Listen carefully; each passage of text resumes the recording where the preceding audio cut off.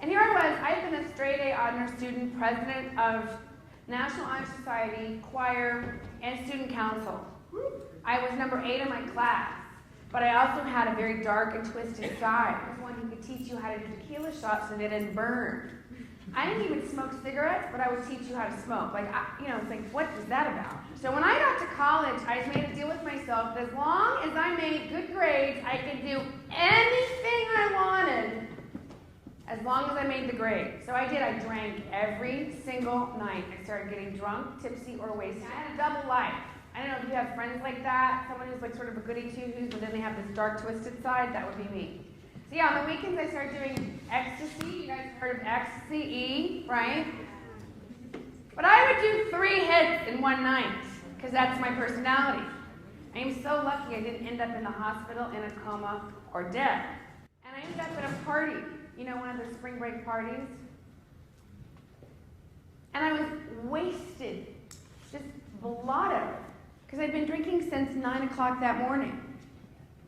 The next thing I know, I am being sexually assaulted by at least 5 different guys. I'm in a condo on the floor, and I have memories coming in and out of blackouts with different guys taking turns on top of me. Some people call that gang banged or gang raped. The next morning, I still don't know how I got home. I had lost my party buddy, Anna. I felt remorse. I felt ashamed. I felt fuzzy. Like, did that really happen? And I already felt bad about myself from some of the stuff that happened in my childhood, so I just reached for another beer. I couldn't deal with those icky feelings. So I just kept chasing the party.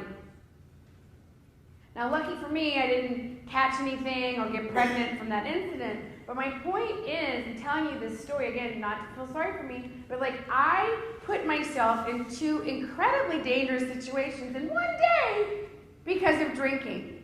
I never would have done that if I was sober. So I'm sharing that with you, and we're going to leave here with some tips and tools so that hopefully if you get caught up in the party, maybe you can make some wiser choices than I did, okay?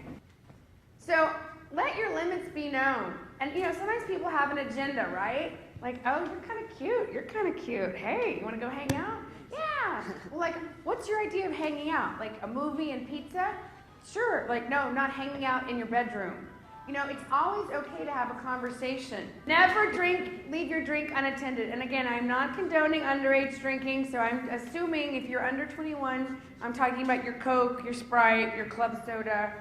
And here's the thing, especially if you're not drinking alcohol, you're even more of a target for the kind of people who will put in roofies in your drink. Do you guys know that? Yes. Rohypnol, KGB, there's another one, ketamine, GHB, there's a bunch of them. Did you know that they're still legal in Mexico? Yes. No, let's do it. Yeah. They're legal in Mexico. We're going to talk about Juarez in a minute. Never leave your drink unattended. If you forget, just throw it away and get a new one. If your girlfriend's like, oh my God, hold my drink, I'm gonna go dance. Hold her drink, you're in charge of it. If you need to go to the bathroom, take your drink with you. Do not leave it unattended. A different dimension, you open my eyes, and I'm ready to go, lead me into the light. Kiss me, kiss me.